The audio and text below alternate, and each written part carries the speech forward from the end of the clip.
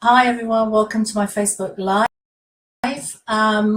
Today I really want to kind of touch base on, do fad foods help you to adopt a healthier diet? What does healthy food mean to you? What would make you decide to go down this route or adopt a healthier diet? If your option is to eat healthy food, why would you decide to go down that option? I did a little research on the net.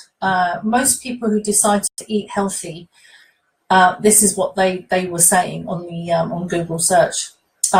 They would decide to go healthy or choose healthy foods for weight management, to get more energy, more for cardiovascular health, healthy aging, or digestive health. So that's the reasons that people would actually decide to go down a healthier route. During my years as a clinician, I've had many clients explain the diets they eat, because that's part of what I do in clinic, to find out what their diets and what it is they're eating. And about 95%, the diet has been linked to poor sugar management or not enough protein. This Facebook Live may give you a little more insight into seeing what you want to choose, what sort of foods would be better for you, or make some changes to your lifestyle habits perhaps. Let's look at some trends for 2017 so far in terms of healthy foods. Okay, so all the foods that I'm going to mention now have been trends and fads in 2017.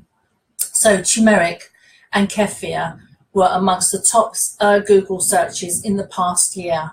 Why?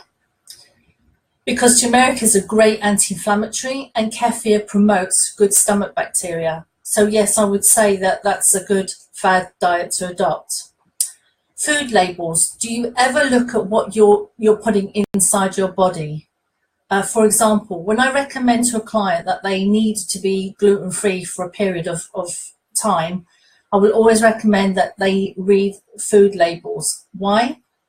Because gluten-free foods do tend to contain high levels of sugar.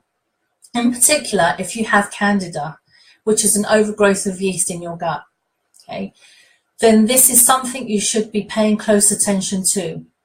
So when you pick something up in the supermarket, just make sure that next time you do pay attention to the food labels. Obviously, they're there for a reason, but I find that a lot of people don't actually pay close attention to that.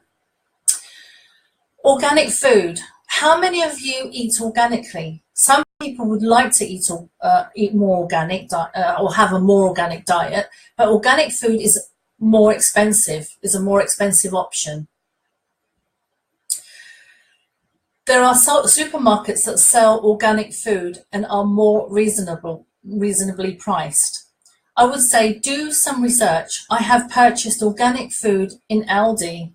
It's actually won the supermarket or which award. So I wanted to go and pop in there and have a look, see what Aldi was about. And it was very reasonably priced. So Aldi do have some organic, reasonably priced produce. Okay. Protein powders was another one amongst the list of fad foods. I always recommend clients use this as an option to help them improve energy levels. Look for reputable products. Buy them in good health food stores. They're always, you've got your Nature's Intended, you've got your Whole Foods. Have a look there. Ask, if you are seeing somebody on a holistic basis, they may suggest that. I mean, just use some reputable brands. Okay. Whole grain pastas, or whole grain in general, but whole grain pasta was the foods amongst the fad, on the fad list.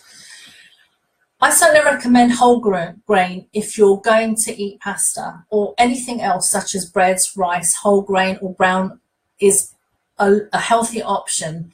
It contains more fiber and the products are not bleached. Okay, so most of your refined sugars and carbs, they're all bleached. So this is why I like whole grain.